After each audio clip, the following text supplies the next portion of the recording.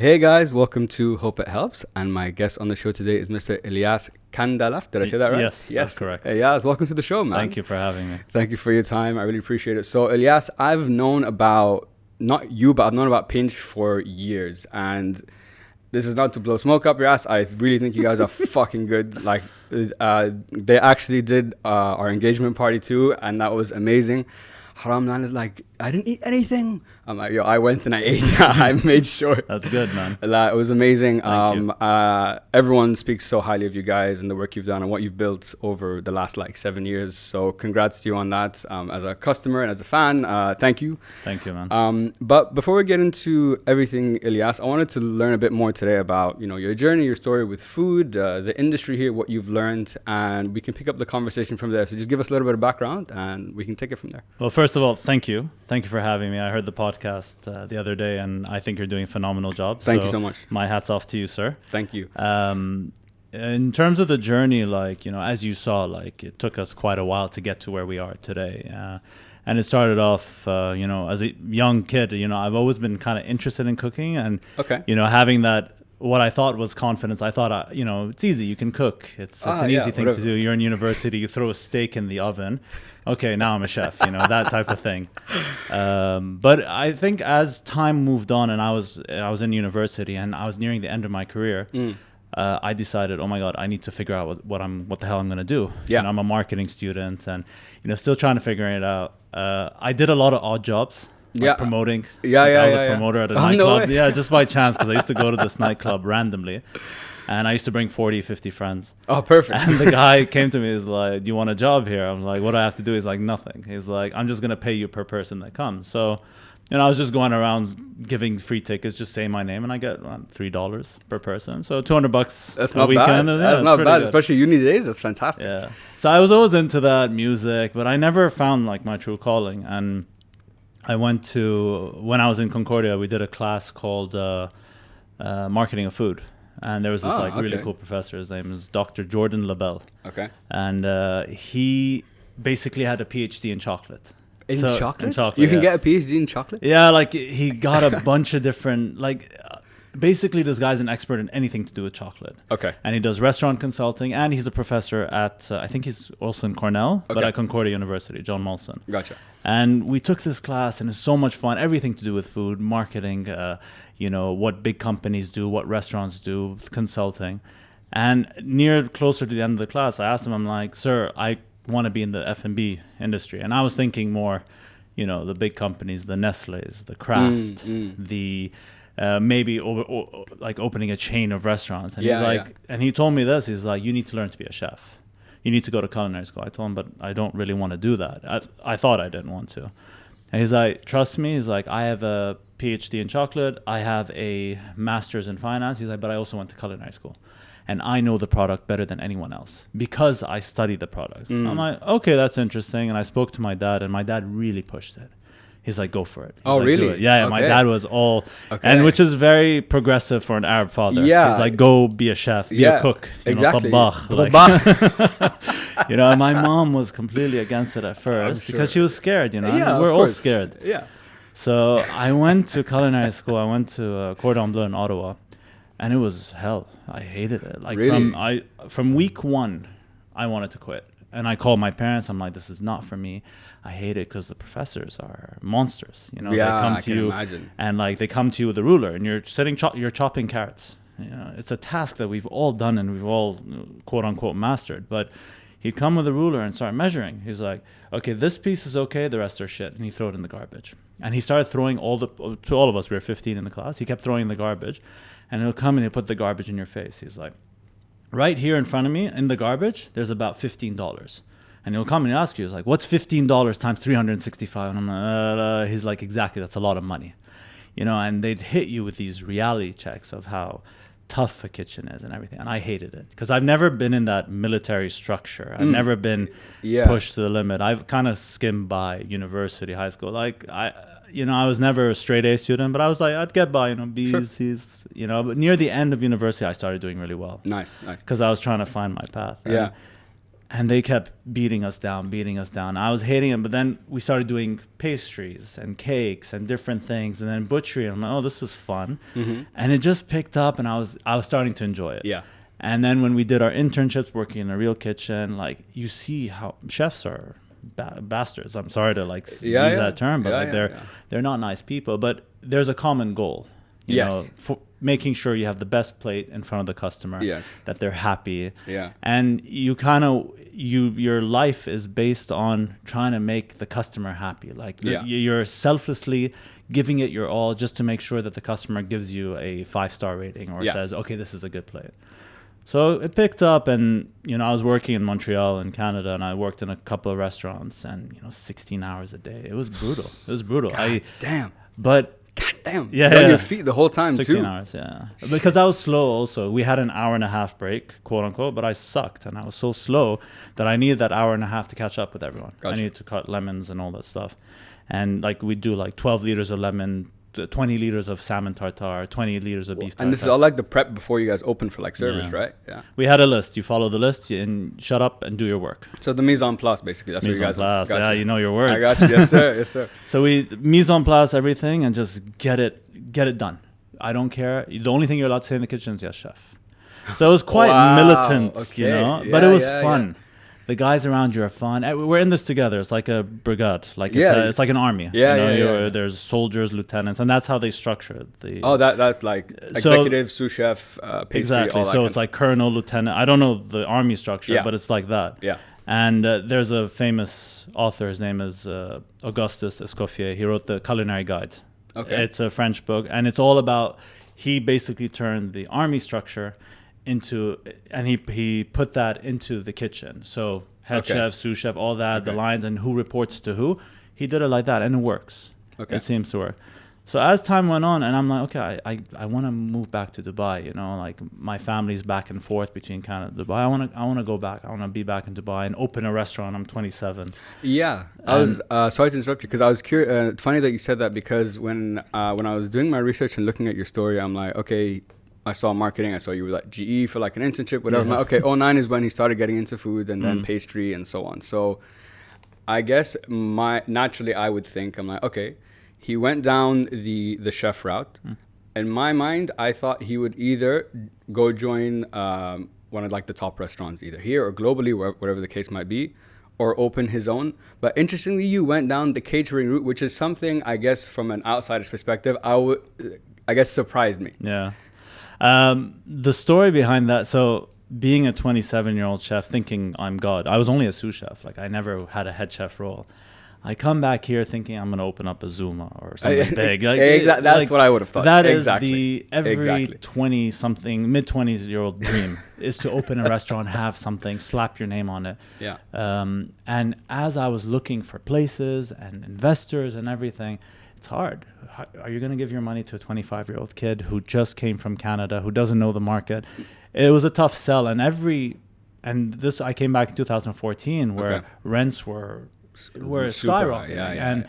If you wanted a space, you have to pay key money. And like, you know, the owner's willing to give you the space, but you got to give him. It's like, oh my God. So it started off with my parents, you know, throwing a Christmas party. I mean, guys, I'll do the turkey and the salads. And then my sister's like, oh, it's my husband's birthday. Can you do something? So I made something for them.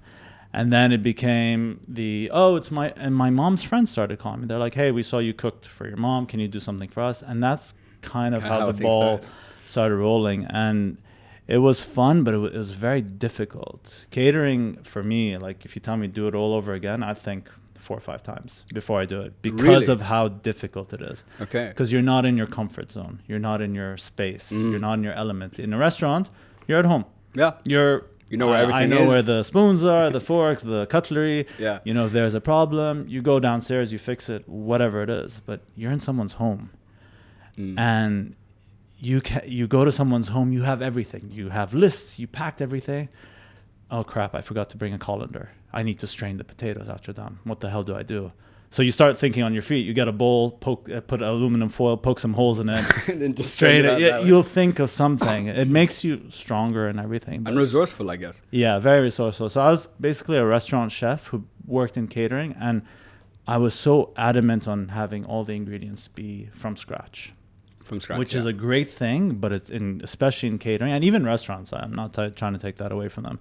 It's very hard making your own bread, butchering your own meat, doing all these things is very difficult. But you taste it, you feel it. Mm-hmm. The product, you can, like when we do your events and we're cooking the lamb or anything, we're doing it there on site. On site, yeah. I'm coming 6 hours before to cook the lamb. Yeah. So that by the time the guests arrive, the lamb is perfectly cooked. We're gonna chop it up, put it in the rolls. I'm sure you've probably had it. It's been fantastic, bro. Yeah, it's excellent. So that's basically how we started. It was a mistake. I didn't mean to open a catering company, but we did. And it was like, yay, I have a company now. That's awesome, man. I love that story. Kind of similar to you with the work I'm doing now with podcast consulting. That was never an idea. Also, if you asked me 2 years ago, you'll have a podcast and still be doing it 2 years later, I'd be like, bro, whatever. Exactly. Why? But then, kind of like you, one person asked, okay, whatever, 2, 3, and then close people, I was just helping out, whatever, and then people from further out would come and be like, okay, my fiance was like, you got to start charging people. I'm like, charge 1, charge 2. I'm like, okay, there's something here, there's a demand here, whatever, and then that's how things have kicked off. Very similarly to you, food for me has always been a huge part of my life. I'm the biggest foodie in the world. You heard on the episode with Chang, I love food, bro. And I think, though, that I'd like to hear from you, what is if I told you, Elias, describe to me how you think of food or what your perspective on food is, what would you say? Oh, that's a good question. So I'm going to revert back to one thing and then I'm going to answer your question. When you say foodie, you're such a big foodie. That's a word I feel, unfortunately, is very loosely thrown around. If you go to, and by the way, I'm not taking this away from you. No. You seem, I've listened to a couple of your episodes, and you seem to really know, and you're curious, and you start seeing, okay, where is this from? The beauty of Chang's store at 1004 Gourmet is he's getting all these beautiful ingredients from Asia, and this is stuff that we don't have here. So he's basically doing us a huge service. So the restaurant industry here, F&B, everyone here owes him a huge, thank you for bringing all these ingredients here and, kind of introducing us to a new cuisine, Of course, how many Japanese, Thai, different types of restaurants. And he's also tapping into other ingredients. Yeah. So, for him, he did such a fantastic job. And foodie, a lot of people say, oh, we're foodies, we really like food and everything. And for me, that's a term that's a bit loosely thrown because it's like, okay, you enjoy going to restaurants and everything. That's great. But that doesn't really necessarily make you a foodie. If you go into the ingredients and you start, for me, when someone cooks a dish or if I cook a dish or when I'm going around making a dish, I want to first source the best ingredients, making sure you're treating the ingredients with care. That's a big thing, brisket. Why is brisket such a difficult thing and such a delicious thing? It's meat that's been smoked for 3 hours and then cooked for an additional 14 hours. It's time, slowly. It's an art. It really is an art. And I think that's what I think about food. When somebody tells me, why do you think on menus we write 16-hour cooked braised brisket or something like that? It's because we spend 16 hours cooking this so that you can enjoy it for 5 minutes or 10 minutes, So there's an art, certain dishes like foie gras, I saw something from Oceano. I saw it on his Instagram. He made a foie gras candle, Candle? Yeah. So basically the service is he puts the candle on the table, but it turns out, oh, hey, by the way, this is a foie gras candle. So you can actually eat this. So they take it and they cut it up for you. No way. Which is a very unique idea. Very cool. I love that idea. I would never think of that. I can't even say that. But I appreciate that, Yeah. But most chefs also we eat a lot of garbage food, especially when you work 16 hours, something like that. You don't have the time to cook yourself a proper clean meal. And the only thing open late at night is McDonald's, Burger King, Ijaza Cafeteria, the Dubai kids will know that one. But I appreciate when people put their time and effort, and that's what I do with a lot of our catering. Being in catering, sometimes you have to succumb to someone asking for a simple menu of 40, 50 dirhams a person, salad, sandwich, soup, that's it, Caesar salad, club sandwich, something I've been okay with that, but 27-year-old me was not okay with that. and you lose a lot of business because people come to you, they're like, oh, we have an event, we're 200 people, we just want sandwich salad soup, and I'm like, I don't want to do that. You know, you wanted to do more, like something more elegant, I guess, maybe. But you're limited to budget. I have 50 dirhams. What can I do with 50 dirhams? So like chicken, vegetarian. Yeah, it's a double-edged sword, catering. Yeah. Like, you know, you can get a lot of business, do a lot of food solutions, but unfortunately, like you have to. But then there's the home catering, like when we catered your event. Yeah. We bring the nice tables, we put it, and we set up the food, we cook it live in front of you. Ask the customer, do you want this? Do you want that? Do you want it a bit more spicy? And it's quite interactive. It's fun. It is. And that's what we're known for. We're known for the live interactive stations. Yeah. No, the live stations have always been, I think, the biggest hit across the board. In any event that I've been to where you guys were, I was just living at the live stations. Yeah. I'm like, I want this, I want that, I want that. No, it's really cool. You said something earlier, and it made me think about something that we hear a lot. You said something that's very important to you is that you know, not only sourcing the fresh ingredients, but treating them with care. One thing that I've heard, because I've watched so much food stuff, is treating an ingredient, respecting the ingredient. Now, I want to ask you, so I don't know exactly what that means. I kind of have an idea, but if I gave an example, I'm like, Elias, what's the difference between respecting and not respecting an ingredient? So, for example, and this is the simplest example, I think anyone can get this. If I'm giving you an A5 Wagyu like steak that came from Japan, it's like 1,000 dirhams a kilo or something like that, and you cook it well done, shame on you. Yeah. You know, like that's blasphemy. That is blasphemy. That's the simplest example I can give, you know. And, you know, another thing is, like, for example, when you get tomatoes from the supermarket or something like that, like a lot of these tomatoes that come from outside, they're refrigerated. You shouldn't refrigerate your tomatoes.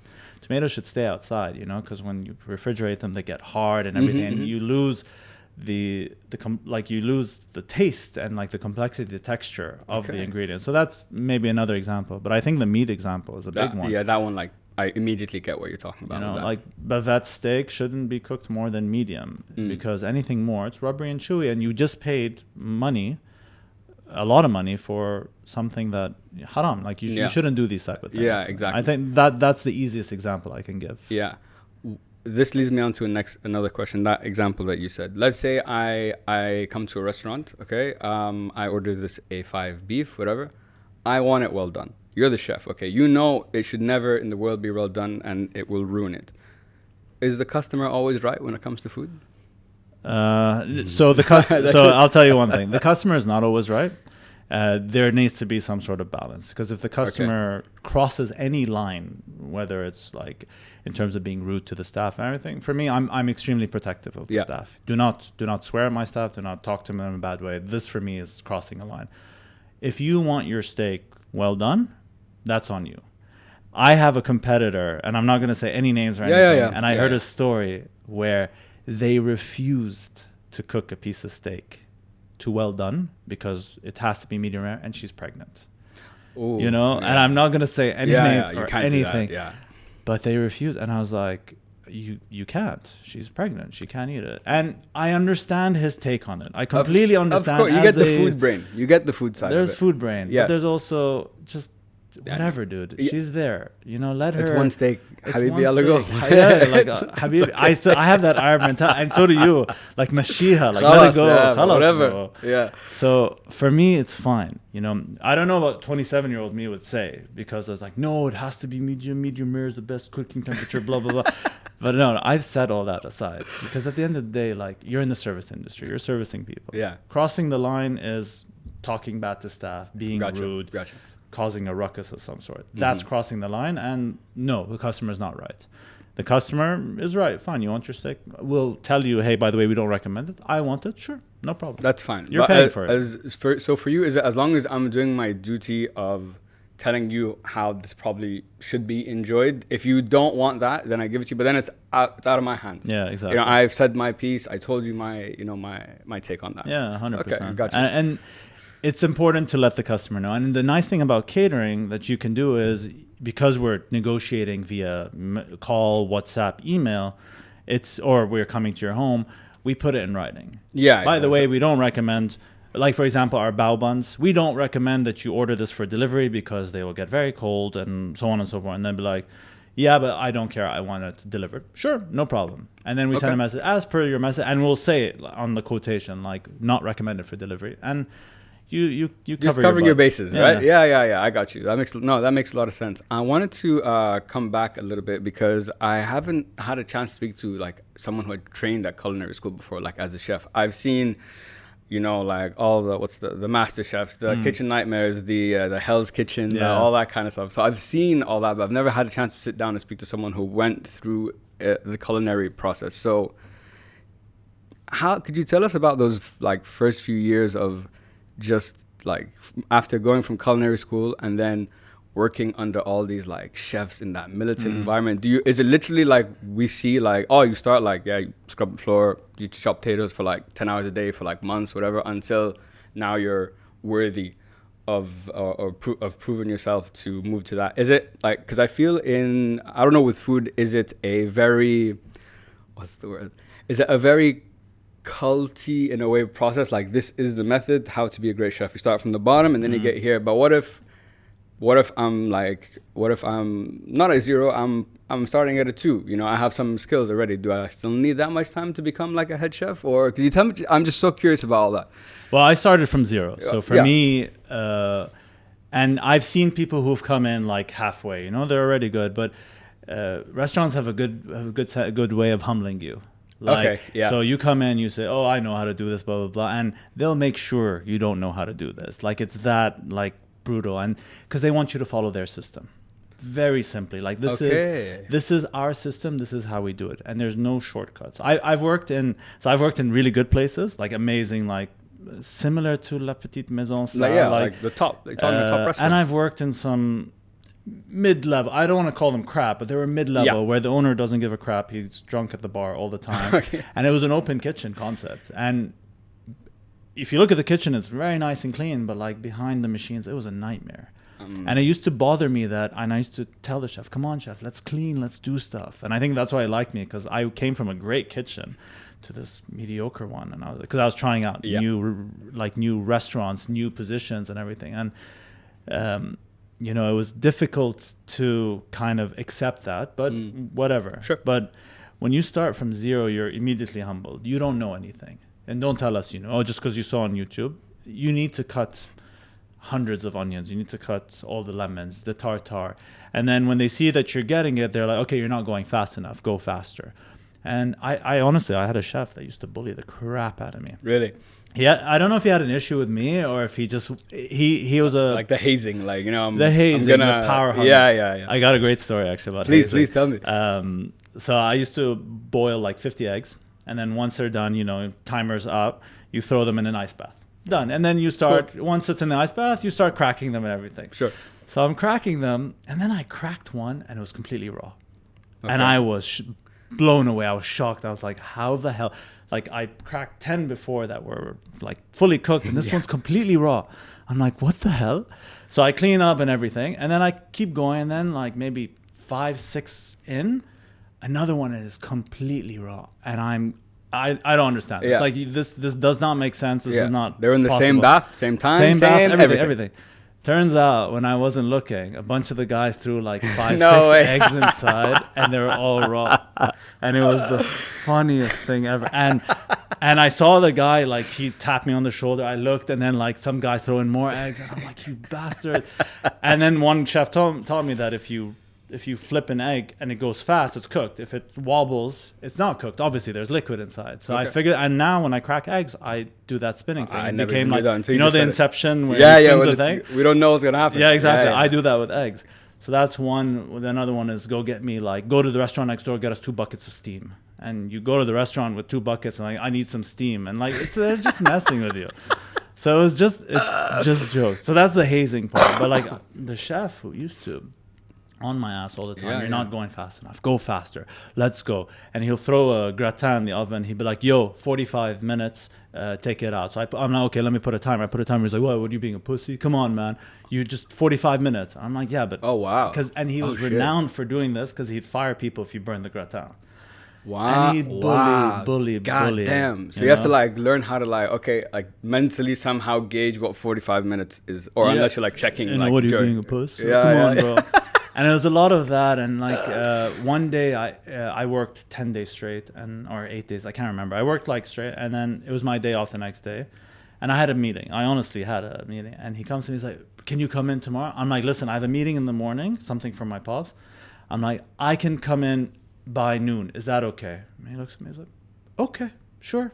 So I'm like, great. I walk in, I'm holding my knife kit. He's like, oh, you don't need that today. This is the next day. He's like, you won't be using that today. I'm like, why? He's like, you're cleaning the smokers today. We used to smoke salmon and smoke a bunch of different things.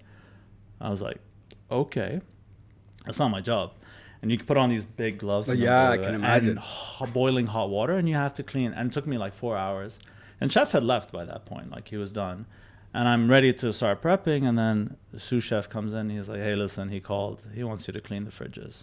I'm like, all of them? He's like, yeah, we have 3 fridges. 3 massive fridges. Like one of them's the size of this room. Yeah, you know, I can imagine. He's like, and if you don't do a good job, you're screwed tomorrow. I'm like, fine, okay. Like, I don't know. He had this thing, but you see that, the hazing. I'm not for it. I refuse to do that with my team. I don't raise my voice. But for me, it's no shortcuts. Don't take a shortcut. If this is supposed to be here, you put it here. And they used to do that. They'd open the fridges, and he'd tell me, why is the salad here, not here? And I'd be like, well, because it's easier for me to reach it here. He's like, put it back, you know? And then I'd move something else like an idiot, you know? And he's like, why is this here? And I'm like, oh, because, you know, if I'm doing tartare, I'm doing a lot of tartare, I grab it with my left hand. And he stops me. He's like, listen, there's your way. The restaurant I worked at was called Le Meillac. He's like, there's your way and there's the Le Meillac way. You want to do it your way? Fuck off. You can fuck off right now. Do you want to do it my way? I'm like, yes. He's like, don't change anything. This is a fridge. I moved it here. He's like, this is how we do it. And this restaurant's still open to date. Wow. They've been open for like 20-something years. Wow. It's amazing restaurant. They must be doing something right for 20 years. They're killing it. Respect. Yeah. Yeah. So that's the, you know, the hazing, all that stuff. And you slowly learn that you have to go through the BS in order to gain the skills to do stuff. And that's the best chef. The best chefs, honestly, a lot of them didn't go to culinary school. They were stewards. They were cleaning, washing dishes. I've washed dishes before. It sucks. It's a garbage job. It's smelly. You're wet all the time. You're constantly dirty. But you learn. You learn how to if you know how to organize a pot wash area, you're en route to being a great chef. Interesting. Because I was because as you were explaining, like, you know, washing the dishes and whatever, I was, you know, in my head thinking, you know, that wax on, wax off. Karate Kid. But in my head, I'm like, what could he have learned from washing dishes? You're like the organizing, like, I didn't think of that. Yeah. I didn't know that. It's so interesting that in the... sorry to cut you off, but I wanted to add to that. Yeah, because while you're washing pots and pans and you're organizing it, and let's say you're about to have everything clean and ready, I wanted to say it bad way. Some dickwad comes in and throws in like 50 pots. And he's like, here you go. And they don't say it. They just throw it in. And you accept it. You shut up and you clean it. That's your job. You are there to clean the pots and pans, nothing else. Shut up and do your job. So you can be as organized. And then you start to create a system. And you start telling, hey, forks and knives over here. Anything sharp over here. I don't want to be cutting my hands. So then you start gaining confidence. Yeah, exactly. And then what usually happens is some guy walks off the line. You're in the middle of service. Life is difficult because it's very difficult. We call it when you're in the weeds or in the shed. Yeah, you're screwed. You're in service. You're so stressed, and you leave. You're like, I'm getting the fuck out, and they walk off. I've seen it happen. Chef will go to a steward who's like, you come here right now. You're making salads. That's all you're doing, and some of the people who taught me, that's how they became chefs. Wow. You know, they were on the pot wash because they were working their way through university, and chef comes and is like, give me what's it called? Give me some salads right now. You're the salad guy right now. And the guy who comes back is like, okay, you just lost your job. Thank you very much. Goodbye. Wow. You know, ruthless. Like nothing. Yeah. It's army. Yeah. It's army. It sounds like it. You know, I didn't even know that every kitchen has its own like system and rules, and this is how things work and blah blah blah, and like things like you were telling me, like placing this like here and placing this there. Fuck, that's so interesting. I had no idea because it's dangerous. You know, like it's this so dangerous. It's food. First of all, food. Not the likelihood. Like food poisoning comes from, you know, not putting the food in the fridge immediately. Yeah, cross-contamination, like all that stuff. When you lose power in your fridge, and this happened to us once, the power just went off, you know, or you flip a switch off and it turns out it's the switch for the fridge, and you leave home and you come the next day and the fridge is off. Oh my God. You throw everything. You have no choice. It's not like, oh, whatever, maybe we can salvage it. No, you throw it. So you could potentially kill people. That's one. You know, you break glass and it goes in the food, contaminants. And that's why municipality here are so strict, and thank God for them. They're so strict, but they're there to help you. They're not malicious. You know? We're not here to, you know, screw you over. They're not looking for you to like screw up so they can get you. It's like these need to be in place so that you can operate like safely for people and stuff. Exactly. And if you don't do it, we're gonna shut you down. You know, so simple, militant. Yeah, exactly. There you go. I wanted to ask you, because this is something that you said something very interesting, that the best chefs didn't go to culinary school. Yeah. As someone who has gone to culinary school, because food is okay. I need to gather my thoughts because I have so many things to ask you in this question. I'm ready for you. All right. So, food in particular is an industry, I feel, where there's no necessarily barriers to entry. If you can create a tasty product and people like it, you could start something. I'm not saying you'll be super successful, but there's no really barrier to entry. So then the question becomes, if there is no barrier to entry, what is the benefit of going to culinary school rather than people who were like, you know, home cooks, they love cooking, and over time they just got better and better, and then they entered into the food industry. So what's the difference in your mind now that you've gone and you've seen and you've worked through that path compared to someone who did maybe just randomly fell into it because they like cooking and we make good food? Yeah, that's a fantastic question, and I thought of that. I'm like, okay, these guys, half of them didn't go to culinary school. I did, and in comparison, I suck. Experience trumps everything. Absolutely. And this is with work, with corporates, with anything. Experience always trumps everything. Could you just move the mic slightly? Okay, sorry. Yeah. No, perfect. Okay. Yeah, good. Yeah. So experience definitely trumps everything. That's number one. Number two, when you go to culinary school, it's kind of like going to business school. When somebody throws a term at you or something, or hey, can you go, or I'm going to talk culinary now, go brunoise the carrots. You know what brunoise means. You know, you're going to cut it in a certain way, or julienne them, or do this. So you go in with a bit of an added advantage, and you're armed more with knowledge. Okay. The dangerous thing with culinary school, and I realize this over time, it's a good thing, is that you learn a lot about French cooking, how it's supposed to be, why you braise. It locks in the flavor. The like with brisket, like there's all this intramuscular fat, and then all the intramuscular fat, when you cook it over a long period of time at a low temperature, it melts. It becomes super juicy. Like you learn that, but when you're on the job or you know, cooking for the first time, you're not armed with that knowledge, and you're not armed with the skills. So they force you to. Like we do this thing where you turn carrots. You like tourner, like So like you kind of peel it in like that spiral, right? No, not the spiral. Oh, okay. It's like a bullet, double-edged bullet. Okay. It's a weird. It's like a football. Okay. It looks like a football, but with 7 sides exactly. So motor skills, they teach you that. But you can learn that in a kitchen. Like you can have an awesome, amazing chef that can do that. And now YouTube is the best thing on earth. I threw away all my cordon bleu recipes because I realized, okay, these are basic French cooking. It exists everywhere. You know, I just remember them. The chocolate mousse recipe, I'll never forget. It's a great recipe. The mayonnaise, you know, the basics, the bechamels, what are the 5 mother sauces, and you'll know they're X, Y, Z. So that's the good thing about culinary school, and you have a bit of an added advantage in terms of knowledge and a bit of that motor skills. Okay. So let's say you have a supper club, it goes really, really well, and then you open a restaurant, and we've seen this. This happens in Dubai, you know, and they open a restaurant.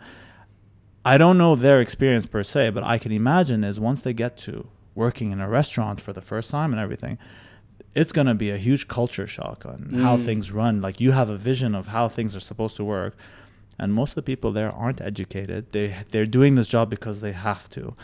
And it's kind of adjusting to that environment of, okay, not everyone's following your vision. Not everyone is kind of taking shortcuts and things like that. So yes, culinary school kind of brings you to light all these things, and they teach you, and they examine you, and they make you learn all the terminology. They like put it in your head, like this is the terminology, this is what you do. Your sauce is too salty, add some cream, make it less salty, make more volumes of it. Like they give you these tricks of the trade, which will take a little bit longer if you don't go to culinary school. Yeah, you'd have to learn it on, as you go along. Yeah, but online, it's being obsessive. And that's the only thing that I don't like about my job, catering, is I cannot obsess over one thing. I have to obsess over the whole art. Yeah. Which it makes it difficult because I love brisket. I think brisket's amazing, but I can't obsess over it. I love pasta and pizza, and we make it from scratch. But I can't obsess over it. So I can't be the best at it. So, and that competitive nature in me makes me say, I really want to, and I want to obsess, but I also know how to do 300 other things quite well. Exactly. Yeah. I think, first of all, it's very interesting that from the motor skills perspective is something you could probably pick up either way. But Exactly. It sounds like culinary school really gives you a foundation of not just cooking, but food. Yeah. Like what is food? Like the health, the chemistry of it, the biology of it, when to use it, like all that stuff. So like what is yeast? Where does yeast come from? Like exactly. how did they used to make yeast back in the day, and you ferment things? What is fermentation? Like they go into those details, but this is all available online. So I'm not saying don't go to culinary school. It helps if you can afford to go. I don't think it's a bad thing. Yeah. But a lot of people are not fortunate and able to pay for that, or they don't have the time, or whatever it may be. Yeah. And I think, like you said, on the whole YouTube front, bro, if you just look at my TikTok or like YouTube, it's just food. Food. I'm like, oh, I'll make this one day. I never do. Oh, I'll make this another day. I never do. So when I was living in Amsterdam, my last year, I was like, okay, khalas, I'm pretty sick of like ordering. I want to start cooking. So I had the Tasty app, and I would just go find like a random recipe. I'm like, okay, this looks like something I want. I'll try to make it. And I can, like, speaking from my own experience, like I remember I posted once, because this is what used to frustrate me the most about cooking. I'm like, okay, this is the recipe. I followed the recipe. Why isn't it the same? And it would frustrate the hell out of me. Once I did chicken, and I posted about it. My friend called me. He's like, "Don't fucking eat that, bro. You're gonna die." Yeah, I'm like, "Oh, really?" He's like, "No, it's not cooked." I'm like, "It's basically sushi, white chicken sushi." Yeah, chicken sushi, exactly. But I like kind of like what you said. Like as time went on, I got better. Food started tasting better. But I think there's a difference between a cook and a chef. A cook. I think anyone could be a cook. A cook, in my mind and from my perspective, a cook, there's a recipe, I can create that and I can replicate that and it's going to taste good. A chef is, I believe at least, where that next layer comes in of conceptualizing, not following a recipe. I'm going to make my own dish. So for someone who I would like, I'm sure you consider yourself a chef. Yes. Unfortunately, I do. Can it be frustrating sometimes with people who are just like home cooks start calling themselves like, oh yeah, I'm a chef and like all that shit. Oof. And being a home cook, and because I've learned this from watching Hell's Kitchen and like MasterChef, is like, because Gordon Ramsay says like, there's one thing you can make good food for one thing. There's a whole other thing. If you want to work in a kitchen and like eventually lead a kitchen, bro, it's not even, that's like what a chef is. So I guess, what is a chef in your mind? Chef is a problem solver. Okay. So in your situation where you had the chicken sushi, a chef would say, oh, no, it's not cooked. What's the temperature of that? No, I need to cook it a bit more without getting it too dry. So a chef will be able to figure that stuff out. When it comes to cooking at home versus cooking in bulk and like for restaurants for like a couple hundred people, like we do a few hundred meals a day at Pinch. And we do corporates daily. We send them food, chafing dishes. There's also logistics with catering. It's different because when you're cooking a single meal at home, it's easier. Obviously, it's harder when you don't have the help, someone to help you clean up and everything. It's a lot easier. And when you cook in bulk, it's different. You have to figure out, you have to it's the problem-solving aspect of being a chef. And, you know, a lot of people on Instagram, and I used to be a complete hater, and I will say this, I'm not anymore because I appreciate hard work, videography, all that stuff. I used to be a complete hater when someone opens an Instagram account and says, oh, by the way, hi, I'm Chef Elias, blah, blah, blah. I'm going to be making you this dish. And I'm like, in my head, like, I went through the garbage. I went through the 16 hours a day. Like, what do you mean, Chef Elias? Like, you have to kind of earn that title, you know? Yeah, for sure, yeah. And there's some people, you know, that went through that route. Some people, you know, either, you know, did Instagrams or supper clubs or something like that. And they worked and slaved. And then, like, after a while, it's like, okay, you deserve that title because you've done the problem solving. You've bought the meat. The supplier screwed you over, like where they tell you, oh, by the way, sorry, there's no lamb today. Figure it out. And it's like, that's what gains you that title. You know, you don't necessarily have to like work in like production, like massive production kitchens or anything like that. But I think that's a big thing. And just slapping on the name, it's like me telling you, oh, I built this Lego set. I'm engineer Elias. Like, and again, it sounds so petty. It sounds That's so a great petty. example. It sounds petty, but it is a bit true. You know. Yeah, I get you. Work hard. Be humble. You want to get to that level where you become a chef, go work in a kitchen, go do more recipes, cook in bulk, have a dinner party, cook for 50 people, cook for 40. Do that. Do it often. Keep doing it. Like, then, you know, it's not a matter of a label. Like in Canada where I worked, we weren't allowed to call our chef. He's like, call me by my name. This is my name. And I don't know why. I think they're a bit too humble. Okay. Because I didn't know. I'd be like, hey, Alex. You know, it's weird. It's like, instead of saying, hey, chef, hey, Alex. You know, but that's how they want it. It's like, don't call me that. Don't call me a chef or anything. I'm just like you, but we work together and you listen to me. Okay, cool. Yeah. Fair. So I think that's it, you know, just work hard. And if you want that title, slap the title on yourself. Sure, no problem. You know, the food at the end of the day speaks for itself. I think the food, like you said, I think at the end of the day, the food will always speak for itself. I want to transition a bit now into some more of the business side of things and about Pinch and Dubai and the food and like all that stuff here. So let me start with this because I asked Chang this question. You heard the podcast. Yes. He responded. So I want to see what you would say. So everything Chang says is wrong. Just no, I love Chang. You heard that, Chang? Yeah, shout out. So I asked him because Dubai, when it comes to food, is, like I said, non-stop food, like opening here, there, different sizes, concepts, things. But only you could probably make a list of like 20 to 30 of probably the best restaurants in Dubai that everyone knows. And there's a reason those guys stand out. There's a lot of good food. But there's a difference. Chang's perspective was a good product. Marketing is a big thing, he said, that could lead to the success of like a concept or a restaurant. So from your perspective and what you've seen being in the industry for the last like 7 years and having a catering business here, like producing food, what would you say is the key to standing out in such a market like we have here? I think I agree with him, like the ingredients and all that, 100%. Like, in this time only, Chang is right. No, I love you, Chang.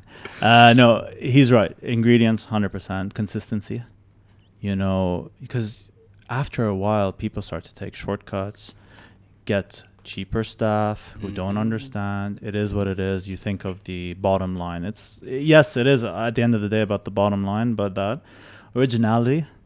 Like being original, like, you know, coming up with different things, you know, daily specials. Like you have your standard menu, which you are consistent at, and people will always come to have that one dish, and it will always be like that. But being a little bit original, and I think the marketing aspect helps, you know, like, oh, what's going on at restaurant X? Oh, they're doing this now. That's so cool. We should go check it out. Oh, Tuesdays is Taco Tuesdays night or something like that. It's not an original thing. I'm sorry. But like, being able to stand out and being original, I think, is a big one. But I think consistency is the big one. Do not change the ingredients, even if and suppliers do this all the time. They go to my purchase guys too. They're like, hey, listen, you're buying Stockyard Australian beef. And I'm like, yeah, it's a great beef, right? He's like, listen, I have another Australian one. It's amazing, for 25 dirhams less per kilo. Oh, that's amazing. And then he starts buying it, and I see this new meat come into my kitchen. I tear them all a new one. That's where you have to be on top of it. Whoever is running the show, or have someone who's on top. We're very fortunate to have hired an executive chef, Chef Wizzy. Shout out to Chef Wizzy. Shout out, Chef.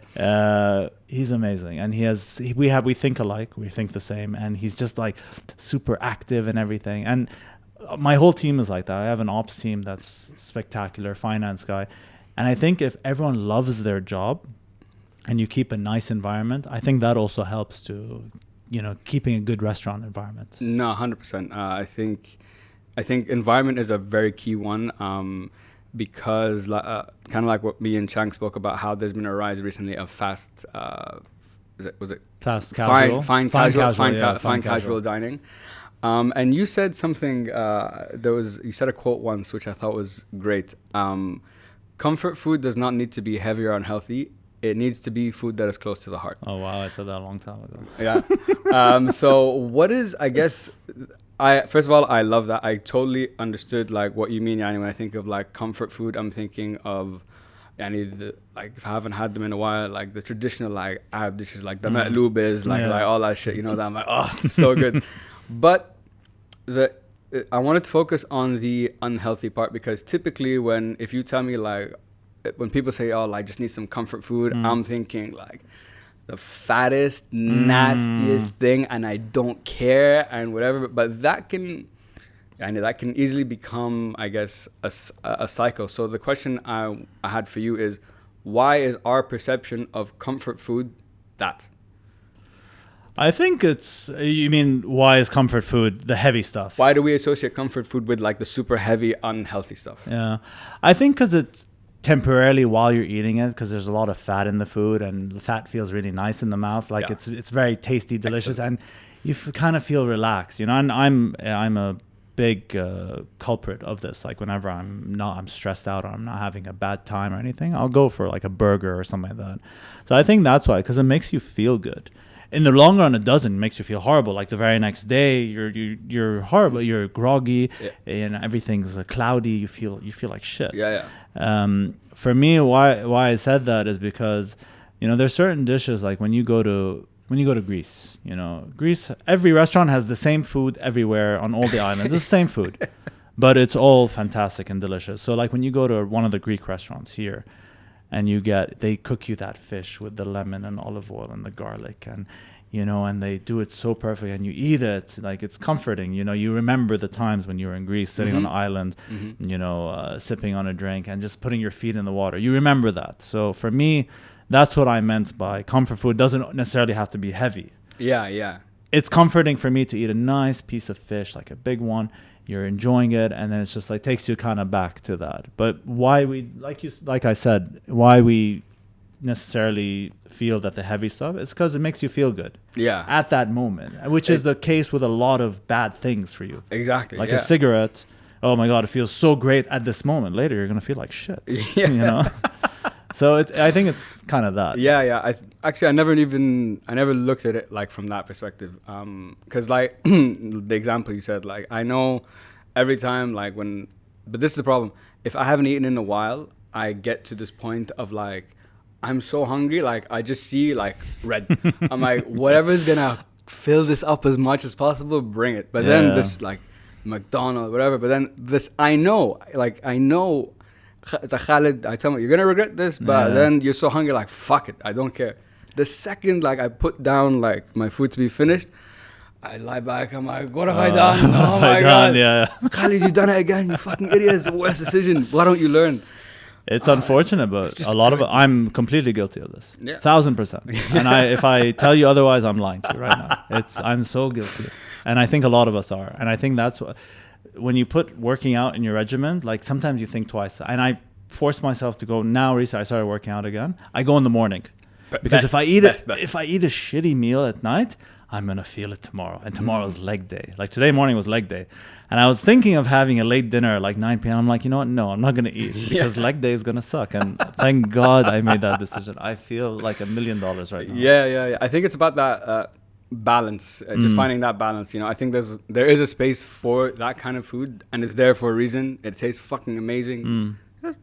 Man, I'm so bad at that. I think a lot of us are. I think everyone listening to this podcast is bad at They're that. Unless you're putting like their an hands athlete or something, then maybe. Discipline, but that's something you have to learn. Like, and I have so many friends who are so disciplined and they eat so well and they do it, you know, and I'm just thinking, I'm like, crap, how the hell do they do that, you know? But I guess we're all disciplined. Like, I'm disciplined with my job. Like, I make sure everything's working and everything, and check in on the team. Like, I guess that everyone has their own form of discipline. I'm trying to get the working out thing to be more of a discipline. More of a discipline. Yeah. It comes and goes in waves and stuff. I've been there too. You know, you have 3 months, 4 months killing it. You don't go for a month. I feel like shit. You go back. You travel. That's how it works. When you travel, game over. Yeah. I got back Sunday morning. I'm like, khas. Yeah. Boom. Next day gym is Wednesday. I still haven't gone to the gym.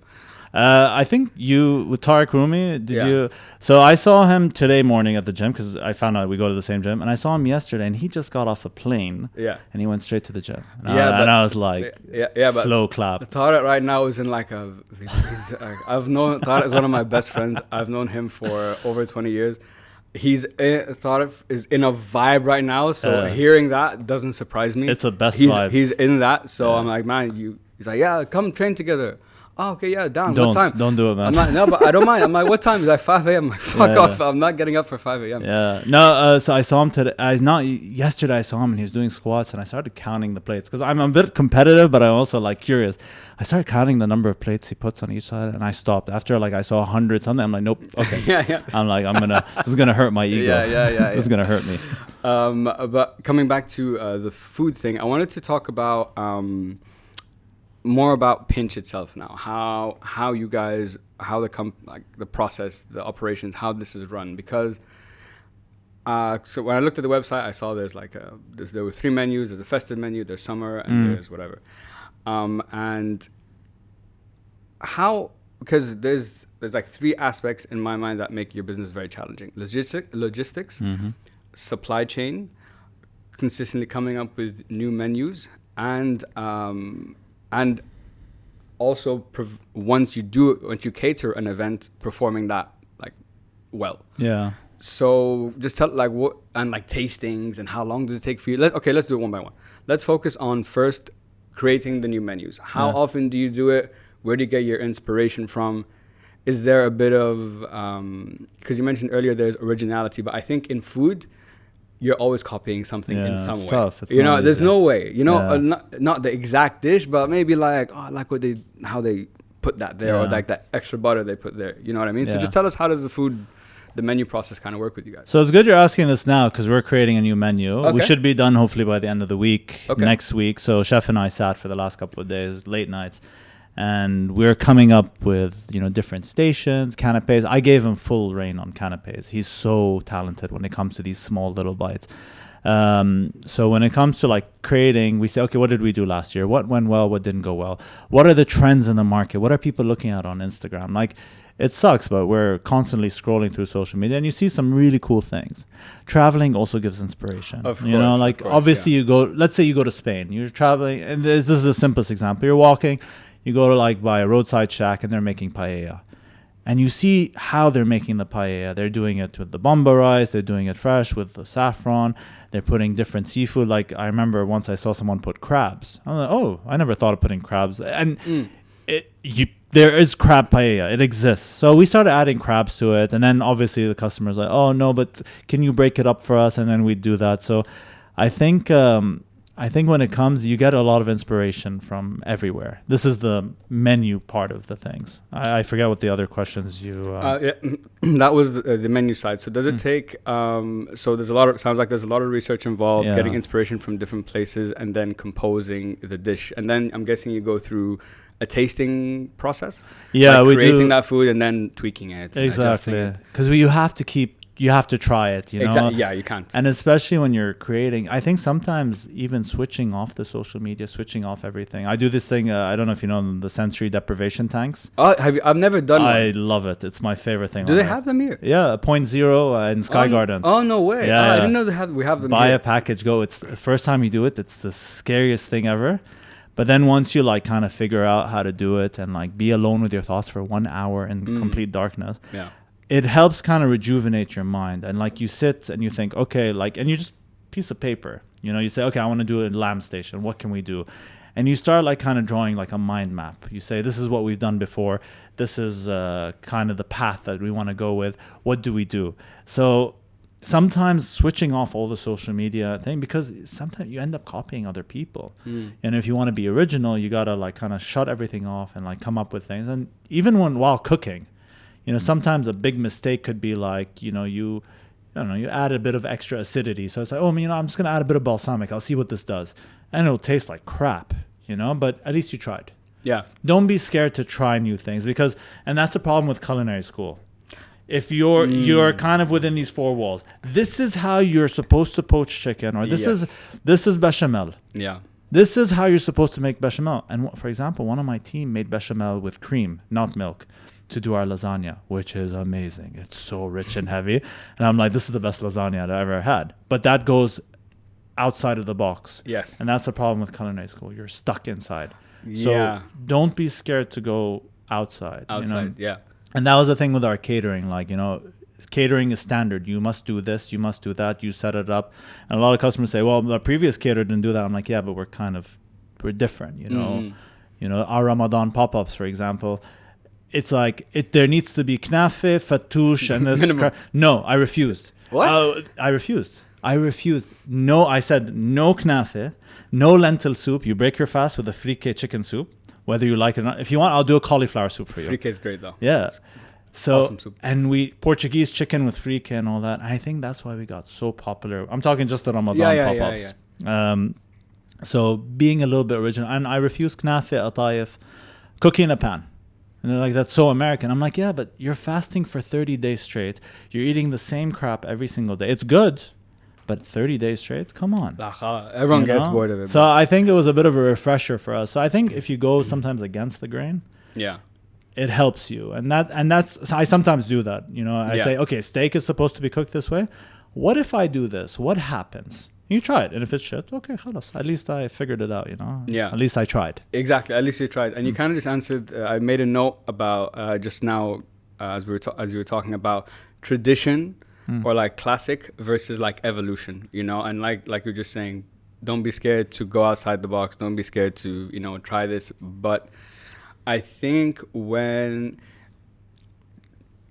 so tradition versus evolution, I just had this thought, it falls in a very strange area because I can think of three ways that it's different. If you're talking about maybe like cooking like a steak, okay, I don't know how much, okay, there's space to evolve, but I don't know how much. But then when you go like, let's say, if you take that concept, tradition versus evolution, there's some restaurants that are very classical. This is how it's done, the traditional way. And then, but when you go to like, I just had the thought, when you go to like the Michelin guys, those guys are creating and breaking every tradition and thing, but yet keeping its essence in some way. Yeah. So it's a very like I think in different areas it applies differently. What would you say? You know, there's the traditional, you know, Napolitana pizza, blah blah blah. Like this is how it's done. This is how we've been doing it for hundreds of years. You can't change it. With the Michelin guys, what you're saying is, yes, they're going, but that's why you go to these places, you know, to eat the food in a different way, to enjoy it. This is how the art form has kind of evolved. But when you're saying it's always kind of circles back, I think it's the techniques of how we do things. The things, I don't know how to explain it, but like, for example, we always kind of circle back because these are the techniques that we kind of know and learn.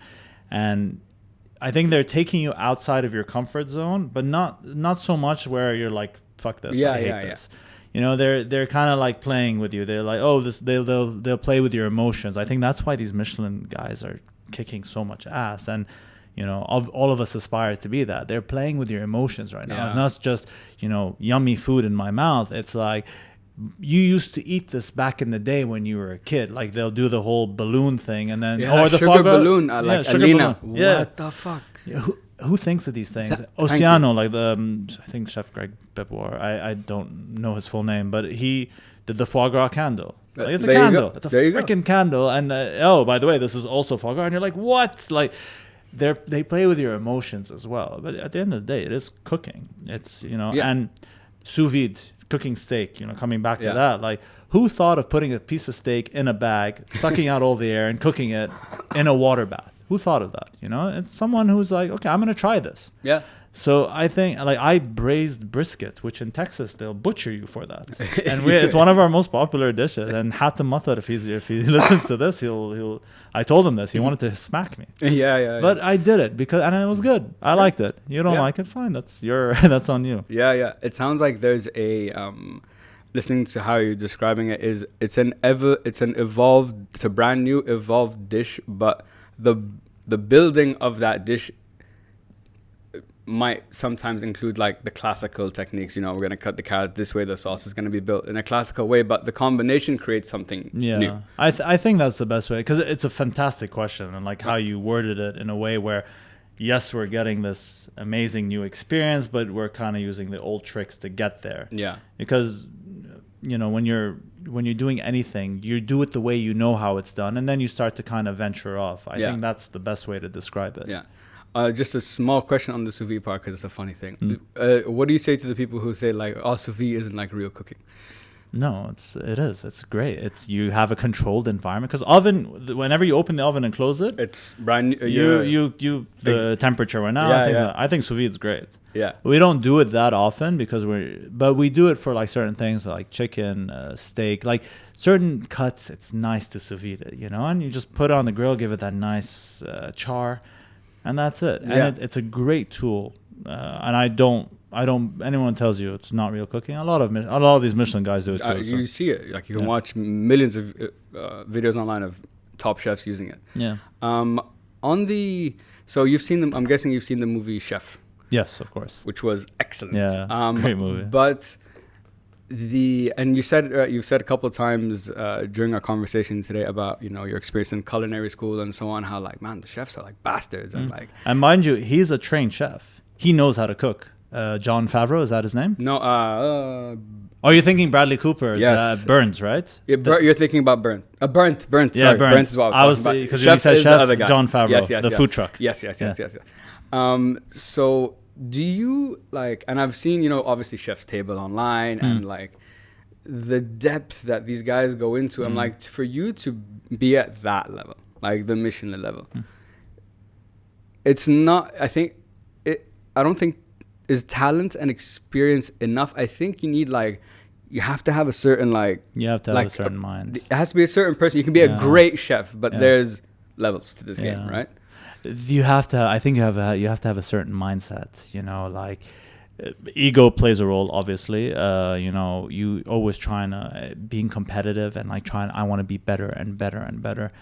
I think you have to have that creative mind, which a lot of us do have, but there's levels to that. Like these 3 Michelin star chefs.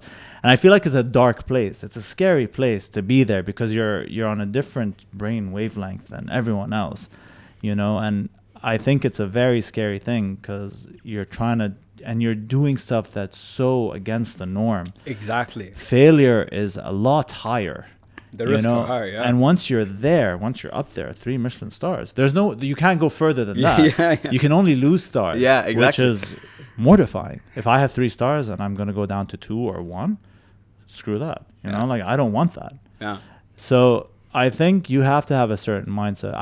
I love Michelin. I love the idea, these chef's tables, all that stuff. I don't necessarily have that mindset because I love life too much, and I want to. And I've been a complete antisocial prick for like 5 years of the 7 years that is Pinch. But the last 2 years, I take weekends off. Yeah.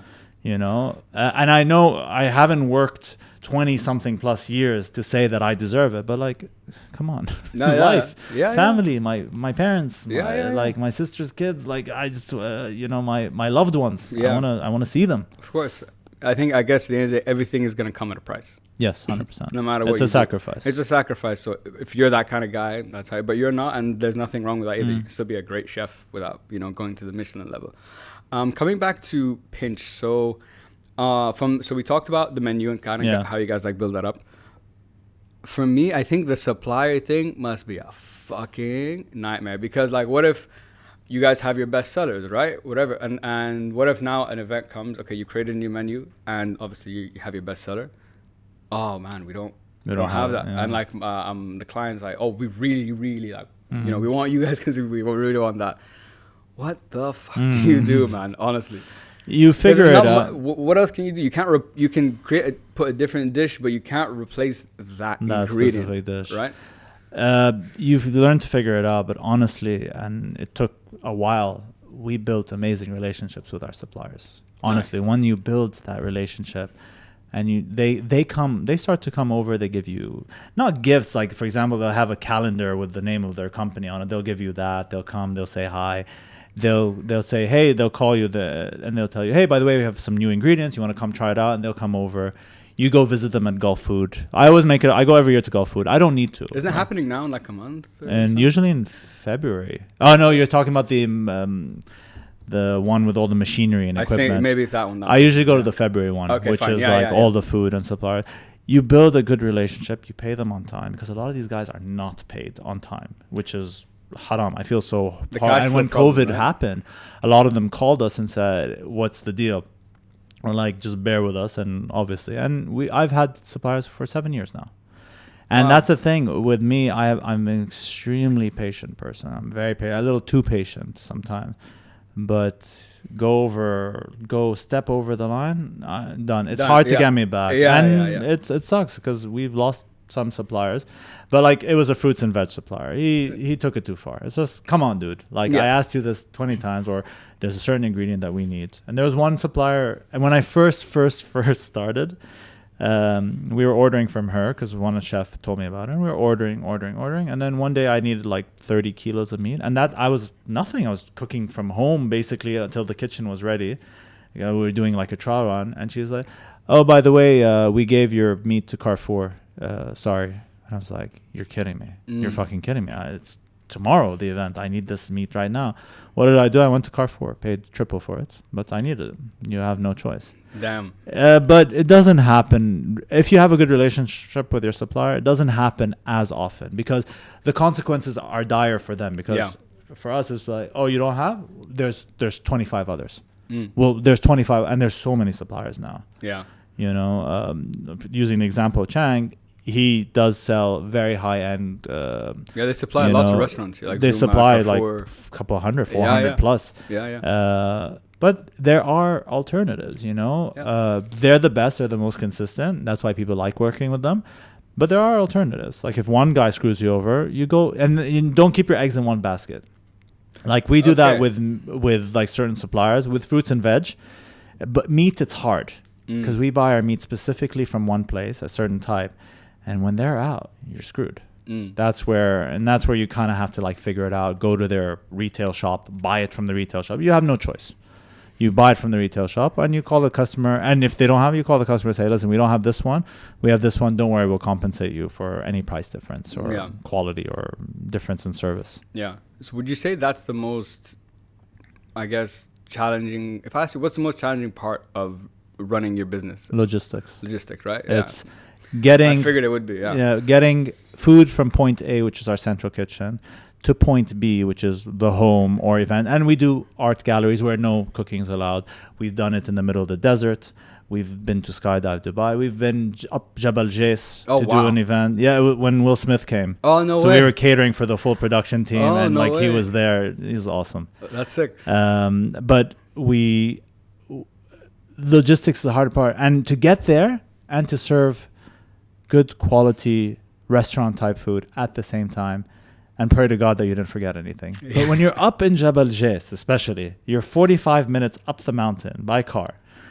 You forget one thing, you're screwed. Yeah. You know? Done. And I remember we made a mistake. I didn't know what high tea meant, which every British person and their mother knows that high tea is small sandwiches, cookies. So I asked the person, I'm like, what's high tea? They're like, oh, just some tea and biscuits and things. So I'm like, oh, so can I just go to the supermarket and buy these things? She's like, yeah. Because they were ordering everything last minute. Okay. So I went to Schwetrams. I bought a bunch of biscuits, chips, all these things. And we took it to the event. And she's like, what's this? I'm like, this is your high tea. She's like, no, mini sandwiches, things like that. So I'm like, shit. So I went all the way down the mountain. I went to like a falafel place. I bought a bunch of falafel. And by the way, best falafel in the world, and not in the world, in like the UAE. It's called Falafel Abu Naim. Okay, I've never heard of it. Best in Ras Al Khaimah. It's amazing. And I learned about that, but it was a mistake. And I apologized, and I just charged her for the falafel, which was like a few hundred dirhams. Yeah. But that, that is the hardest part. And it's so difficult. And then, do I borrow a spoon from the customer's house or not? Will they? And you go to the nanny that's there. Hey, do you mind if we just borrow a spoon, please? Like, just so that we can put it on the buffet. And let me ask madam, and madam gets angry. And it's and dealing with the emotions, and because for restaurant, let's say I'm inviting you to restaurants, me and you, I'm paying for the two of us. But for an event, and you did this with us, you're paying for everyone. Yeah. And you expect, and this is your, like, sharafak, it's your nobility. Like, I'm inviting everyone. I don't want to be cheap. I want everything to be perfect. I paid top dollar for Pinch Gourmet, so you cannot fuck up. Yeah, it's so difficult, and again, I'm not in my central kitchen or my restaurant where I'm comfortable, where I know where everything is. I'm in your home. Yeah, and everything. And when we arrive to people's homes, everything's plastic wrapped and everything, so it doesn't look nice. So when they see that, they're like, "Oh my God, this is what I paid for." It's like, whoa, relax. The tables are plastic wrapped, but this is for a hygienic reason. Let's unwrap it, set it up, and kind of anxiety. Because for a lot of these people, it's like, they get embarrassed. Make sure there's enough food. That's also make sure there's enough food, and that's a scary one. It's like, okay, we can add more food, but it's gonna cost you more, and it's so difficult. I think that, and logistics, 1,000%. It's so difficult. It's so hard, and I think that's the part that I dread the most. Yeah, I can imagine. Just thinking about how catering works, like that would be. Like think about taking a cake to someone's house, or like a couple of dishes to someone's house. Like think about the logistics of putting the pot and covering it in blankets so that you make sure it stays hot and all. You're like, and think of that on a big scale, but an event. It's so difficult. But it's fun, It's. I think we learned a lot, and our confidence kind of built up. We can do anything now.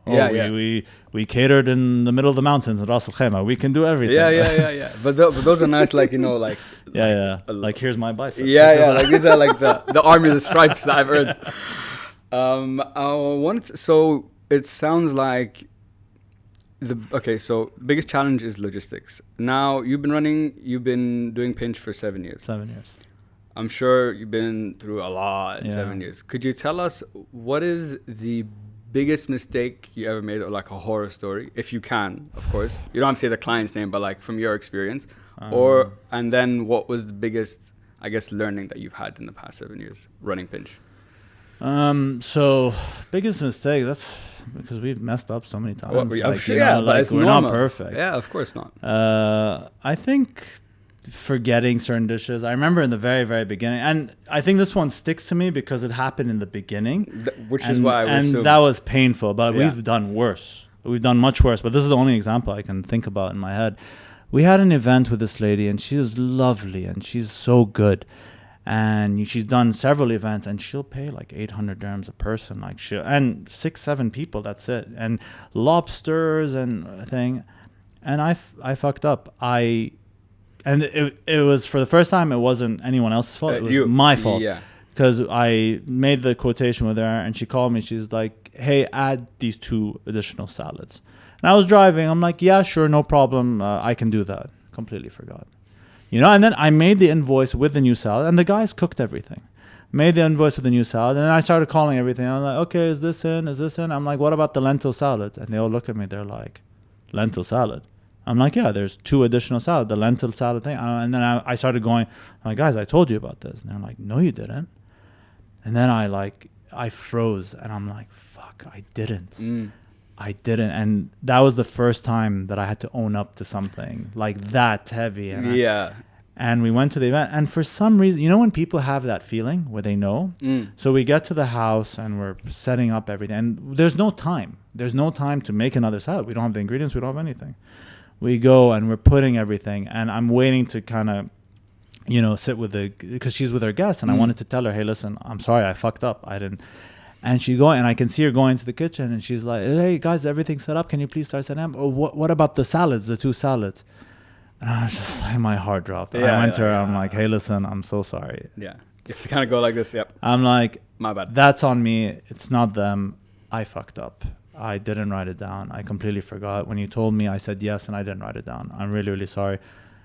And she was a bit upset, you know, and everything. And I comped almost everything. 30% discount. I tried everything. And she was still a customer, you know. She'll still order, and she's a lovely human being, and her husband's great. But I felt that one. We fucked up way more than this, but I think that one kind of hit because it was the first one. Exactly. I forget what was the second question? The biggest lesson I guess you've learned. I think COVID was the biggest. We didn't talk about COVID. COVID was the biggest kick in the nuts for us. Shit, yeah. Tell us about that. So with us, COVID, obviously we lost most of our business overnight. It's not like people are still kind of coming to the restaurant. It's like, we have a gathering of 50 people. It's a bit, cancel. And we had like 20 events. Sorry, not 20, 16 events in March. Just cancel one after the other. And March is our busiest month. March and December are two. Why March? Because it's close to the end of the season. The weather's getting shit. Everyone's like, oh shit, I have to throw my pool party. I have to do this. So we get super busy. And the weather's beautiful. Amazing. Yeah, the weather's great. So that happened, and then overnight, it's just like, hey, by the way, there's no business. Hey, by the way, there's restrictions. You can't go out. So that was so painful, and then we started a delivery service where we're sending daily dishes to people. 30 dirhams, dude. What can you make with 30 dirhams? But we did it. And we started, hey, you want to add a soup and salad? You want a dessert? We started adding, and it kind of kept us a little bit afloat, but it was just so difficult. And we were reaching that point where we had hired more staff, we hired more people. We were ready to kind of break out of just breaking even or losing money every month to going above and beyond. And that was postponed yet again another year. Yeah. And that was so painful for me. And I felt so entitled. I'm like, but I deserve this. I worked so hard. I did the hours. It's not fair. Yeah. It's not fair. I started going into this thing of the world owes me this. This is not fair. I put in my fucking time. Unfair. And then I think after time went on and we started kind of spiraling down. We couldn't afford to get new stations. We couldn't afford to get new staff. And people would be like, I get a call and hey, listen, we ordered from you, but it wasn't that great, but I'll give you guys the benefit of the doubt. And when we started getting that, I felt so out of control. And I think, my ego was hit so badly. And I never thought I had an ego. We all have an ego to a certain extent. But I realized that my ego was really getting in the way. And I needed to start looking at different avenues to, keep this company afloat. So I started looking at production, producing food for people that are going to be in supermarkets. We started looking at doing corporates. Hey, 40, 50 dirhams? Sure, no problem. I'll do it for you. How do you want it? So I started doing that. And I think the biggest learning lesson for me was kind of letting my ego go. It's like, hey, listen, you're a businessman now. Run the company the way it's supposed to be run. Have your fun with the events. Venture off into side projects. That's where you can have your fun. But it's a business at the end of the day. People invested money.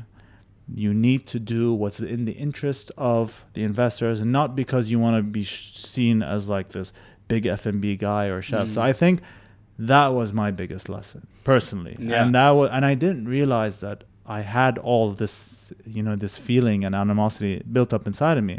And I started I was always looking at, oh my God, what are they doing? How they're doing so much better. What the hell? What are they doing that's different? Oh, they have this person and that person. Oh, we need that. Yeah. Okay, let's go get this person and that person. And then I'm just just enjoy the process. Try and make money.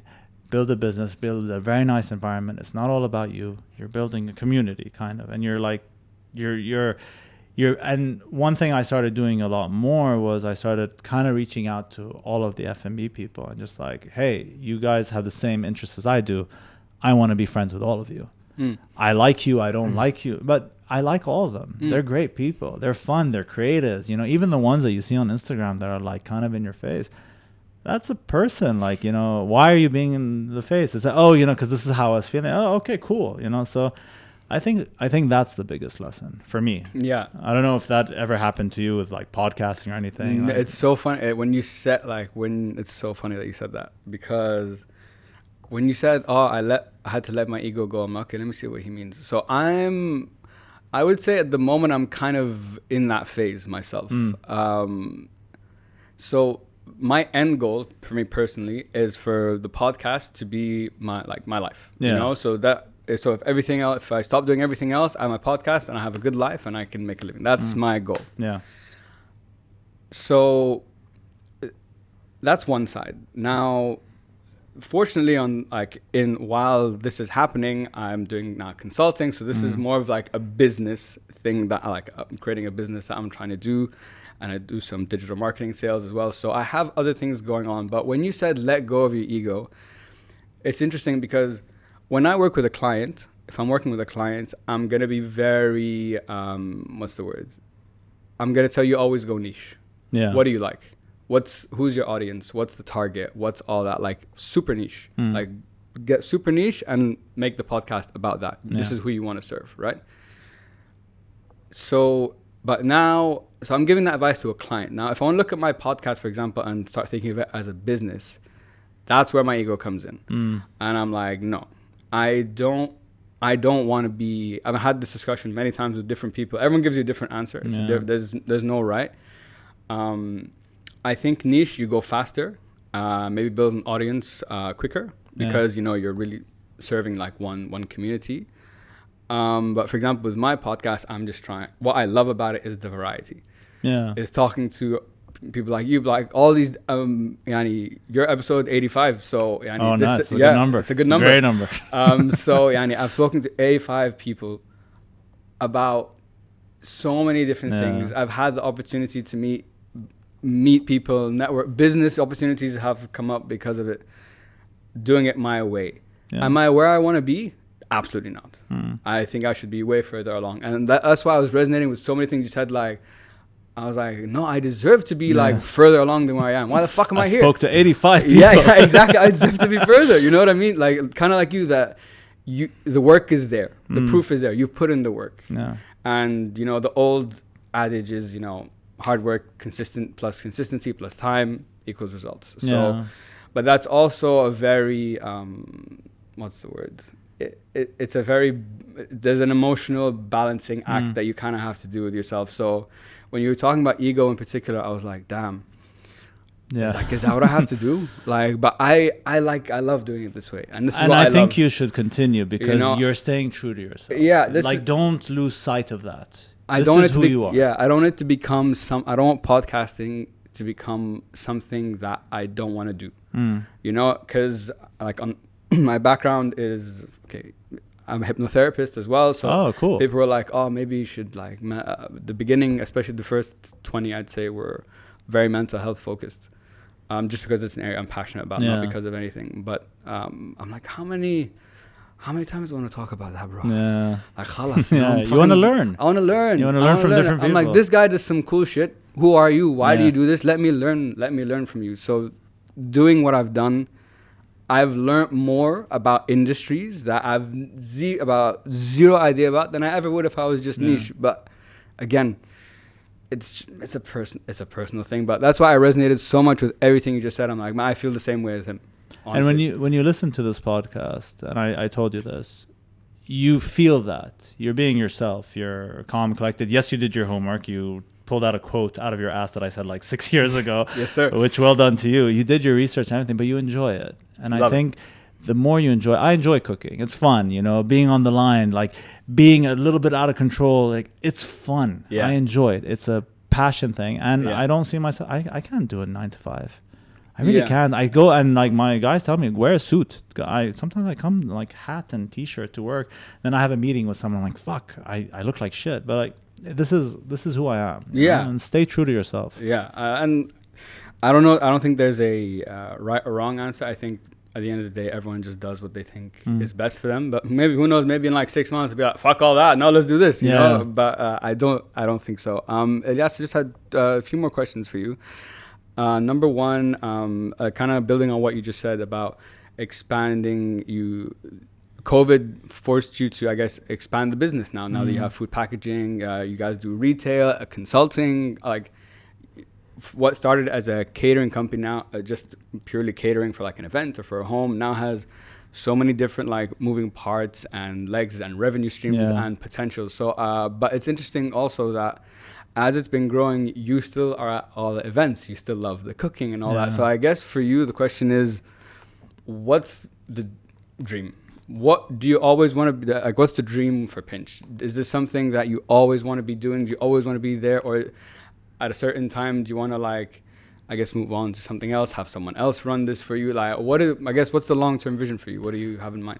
Well, I started to see Pinch now as a bit of like a food solution type of thing. Like, interesting. So like photography companies now, I realize they do productions and things like that, and they need food. So it's like, oh, we can be there. Where's your event? Oh, it's in the middle of the desert. Yeah, sure, we can go there. So I kind of want to be like a solution to all your food problems. So that's one. I love that. That's really cool. Personally, for me, as Elias, not Pinch, you know, for Pinches, now it's kind of becoming this well-oiled machine. It's not there yet. All small companies. And you walk into any company, you'll find a million things wrong with it, you know. And day by day, you have to learn to deal with it. Yeah. Vision for me is I kind of want to be dabbled into different aspects of food, you know, and be more into the community. I realize how much I have so much appreciation for everyone in the community. And like you have the people that obsess over certain dishes, and I want to be a part of that. And I think my next venture is now that the company is able to kind of sustain itself and run itself. Yeah, exactly. Because we have fantastic people. Like, it's not a one-man show. Absolutely. I'm not Pinch Gourmet. If I leave tomorrow, I think I'm 100% certain that the team that's on board can manage it without me. It will be obviously a bit difficult because of certain operational things, but I think 1 week max. I've traveled. The team has allowed me to travel kind of carefree, which I love, and they've given me that, and I have so much appreciation for them. Yeah. So I think now that I'm able to do that, I kind of want to venture into something personally which I can obsess over. Okay. So, for example, you have Neha, who did quinoa, but she started off as a supper club where she obsessed over ramen noodles. Yeah. You have Hatem Matar that obsessed over brisket and Texan style, and the Middle East first pitmaster, which, by the way, Hatem, brilliant marketing. Like, he's the first pitmaster, and he obsessed over this one thing, and I'm sure the first couple of briskets sucked. Same with Neha, the first couple of ramen sucked. But they obsessed and made it something. I kind of now want to venture into that. I want to obsess over one thing, because catering you cannot, unfortunately. Yeah, you need that variety, right? So I have a bit of an idea. I'm keeping this one to myself. Hopefully, if ever we do this again, I want to be talking to you about that thing that I'm obsessing over. Then we'll keep it as that for round 2. Then, man. For me, my dream is let's bring this all back full circle. So at the beginning of the conversation, we talked about being a foodie is not just, I like to go out and eat at restaurants. I think there should be like a certification. You want to say that? You gotta go to college. You gotta be like a 6-month course or something like that. Yeah, and get a foodie certificate. Yeah. Then no, I'm so bitter. I'm so sorry. No, it's fine, bro. Such a negative answer. My dream, like a dream. I just love food. Okay. It's self-proclaimed as well. No one has given me any accolades. That I think I know what good food is. I think I set for myself, like, I have a very high bar for food. Like, I believe that. It can be good, but if it's just here and it wasn't here, I probably won't order from you again. Or I won't eat this again. My dream, and I don't know how I'm going to do this, but I want to get these guys. I was just in Amsterdam for my bachelor party with the guys. And I took them to... so when I lived there for 3 years, one of the first restaurants I found was a ramen restaurant. Okay. Elias, I swear to God, there's not a single place I've ever had, and all the places I've gone since discovering that place, that was even... not like, you can't even put it in the conversation, man. It's real. And I've gone around here. I've gone You said you went to Japan or something. Have you been? No, you don't. I've been, but I was a lot younger. I was back when I was like 15. Okay. So that's definitely a next trip for me. 100%. Yeah. So I guess for you, so my dream is to open like a ramen place, but like the best of the best of the best, like that level or better. It has like that's my benchmark. So is it kind of like you that you is it when you say you want to obsess over something, you want to obsess over like One thing. one thing, And not necessarily one dish, but like Okay. a Like- concept yeah. that surrounds that. I guess I want to say in ingredients. Okay. Like kind of like that. I want to kind of obsess over that one thing. And to add on what you said, I think like there's no, like you said, there's no barrier to entry. Yeah. The only barrier is yourself. Like Yeah. you need to obsess. You need to do the work. Watch every video. Like I've seen so many videos. There's this one kid, Joshua Wiseman. Have you seen him? I subscribe. He's excellent, bro. He had like maybe when I first started watching him, like maybe 50,000 followers. Then his sourdough, because of COVID, everyone got stuck at home. So it's like how to make sourdough starter, and his video was really good. So people started watching his videos, and then they started looking at his old videos. Like, oh shit, this kid is good. Oh, once a week I'm getting a recipe. Oh, and now he has 4 million. I have his cookbook. Yeah. I've never pre-ordered anything in my life. I ordered this kid's Is it cookbook. good? Is it a good cookbook? It's good. It's good? Obviously, his videos are a lot nicer. Yeah, of course. But it's a great cookbook because it has all the YouTube recipes and it's fun. It's called an unapologetic cookbook. Yeah. He's like he's basically saying, "This is who I am, and I'm not sorry." But he's a nice guy, so it's not like he's a piece of shit. And it's just like I'm not sorry, but he's a good guy. He's great. He's so talented. Yeah. So talented. He's a beast. He really like his videos, even the quality of them. I like the ideas that he does, like the mine versus like Wendy's, and like you see the difference. What is it called? But better. But better. Yeah, but better. I thought that was really, really cool. And he's 27. And so he started this at like 23, maybe 24. That's crazy. Yeah, that's crazy. On just a small side note on the what you just said. What if I can get everything on YouTube now? What's the point of a cookbook? Do you know what I mean? Like when you said, "Oh, cookbook," but you can check out YouTube stuff. In my head, I'm like, exactly, yeah. So why are cookbooks still a thing? Is it just like to put that? Does it give you like an extra stamp of like credibility? Like, oh, I have my own cookbook. And what makes a good cookbook? What's a shit cookbook? I would have no idea. That's a good one. Well, listen, I love cookbooks. Most of the cookbooks I have are gifted to me. Okay. You know, and one of my favorite gifts. It wasn't a cookbook. It was actually Anthony Bourdain's first book, Kitchen Confidential. Because I was going through hell in kitchen. And my friend's like, "Hey, by the way, have you heard of this guy Anthony Bourdain?" I'm like, "No." She's like, "Read this book, and you'll start to enjoy work a lot more." And I read it, and he talks about how shitty it is, and everyone's doing drugs. Obviously, like I didn't go down that route. Yeah. But like, it's 16 hours, like the brigade. You know, we do it for the team, that type of thing. So that was a good one. But when it comes to cookbook, I don't know. I like the feel of paper, and who knows? Maybe soon cookbooks will be completely obsolete. Yeah. Like maybe 20, 30 years down the line. Having a cooking show is, you know, gonna be better than having a cookbook. Yeah, I just like them. They're nice gifts, nice pictures. Matty Madison, he's a chef. I guess you know him. He's a chef from Toronto. He's amazing, bro. And he basically made fun of Food Network, and he'd be like, "I'm in my shitty Toronto apartment, and I'm making a big tub of fucking mac and cheese." And I was drawn to that because I was like, I love cooking. And I worked in restaurants, and these are the people that I deal with, as opposed to like the Rachel Rays, which again, I'm not taking anything away from her. She's fantastic, and all of them are fantastic, but he made it fun. Yeah. You know, fuck you, this is my salmon, you know, or like, and I resonate more with that kind of cooking. So do I, like 100%. Like people like him, Action Bronson's pretty, like, I love him. He knows food, man. I don't know how much I don't know how good he is as a cook, but like he knows amazing. Food. And he lost like 100 something kilos. He's unreal. He is a machine, man.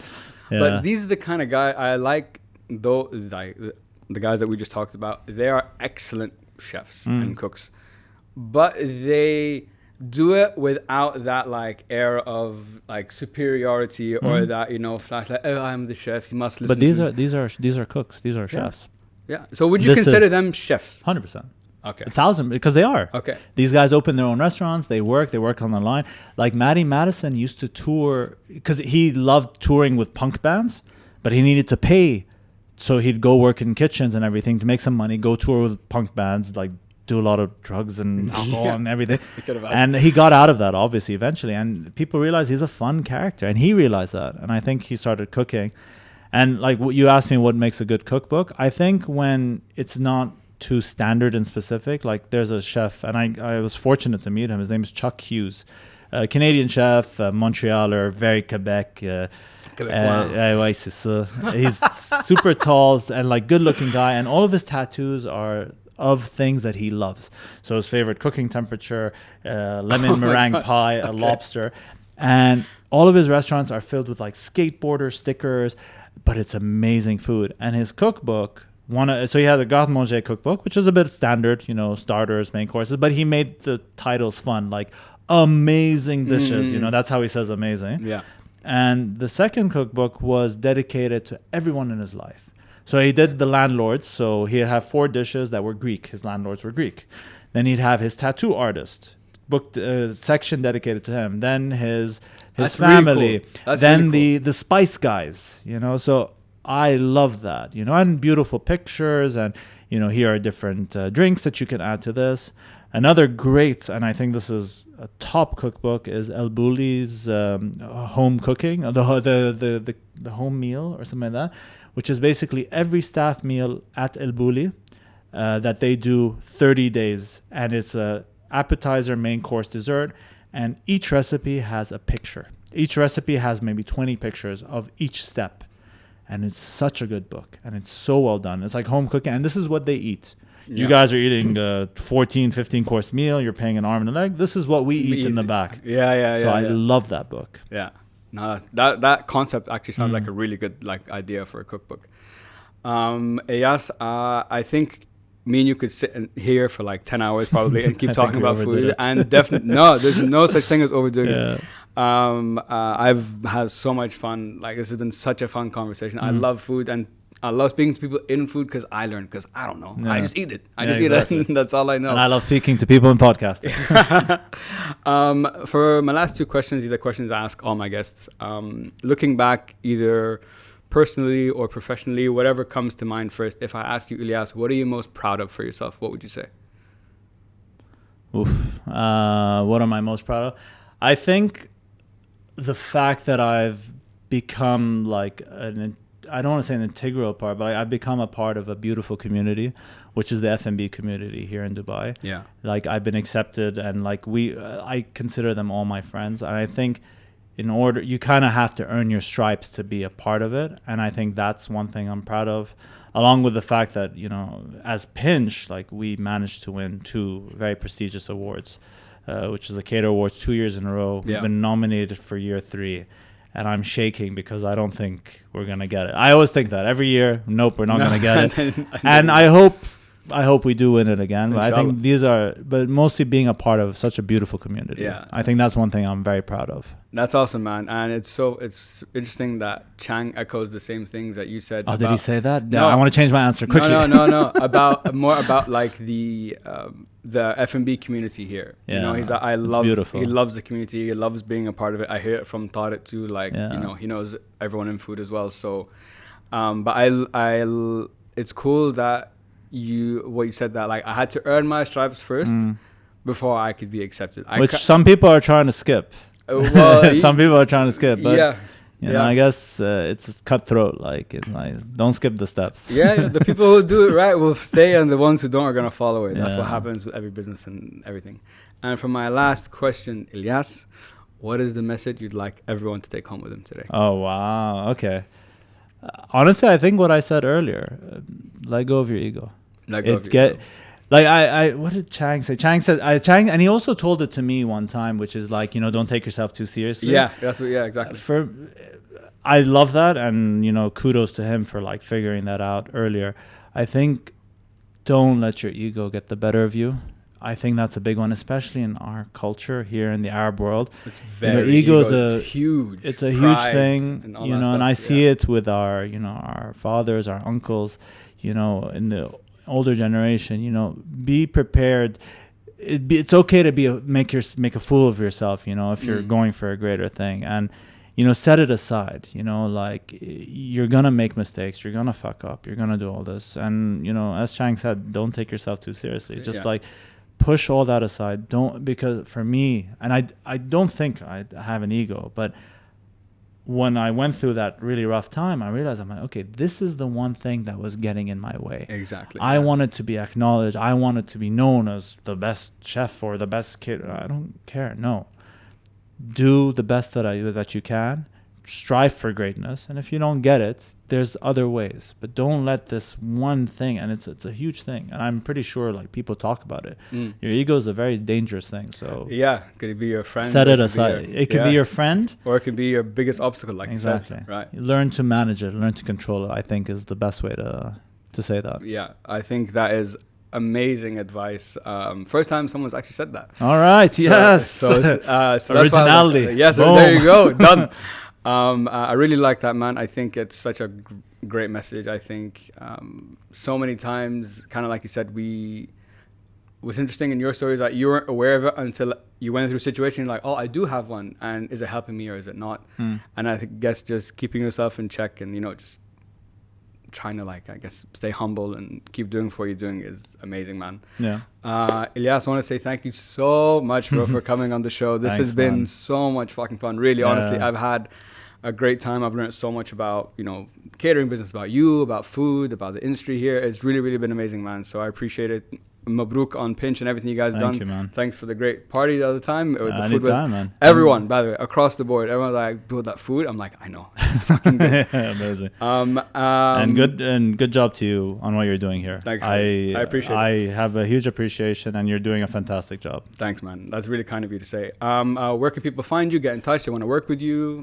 So pinchgourmet.com is our website. Our menu should be out within the next 2 weeks. Instagram, all of our information's there. Just come check us out. The prices look crazy sometimes and everything, but we work with all budgets. Like we've dropped our egos, therefore we are happy to work with everyone. And the food's fucking good. Oh, I can say that for sir. Experience. Thank you so much, man. Thanks, guys, you man. heard it here. If you want to get in touch with Elias, work with him. Pinch Gourmet on Instagram or his personal one. Guys, as always, to everyone listening, thank you so much. Please follow, subscribe, share this motherfucker with everyone. Do and it. as always, guys, hope it helps. Peace.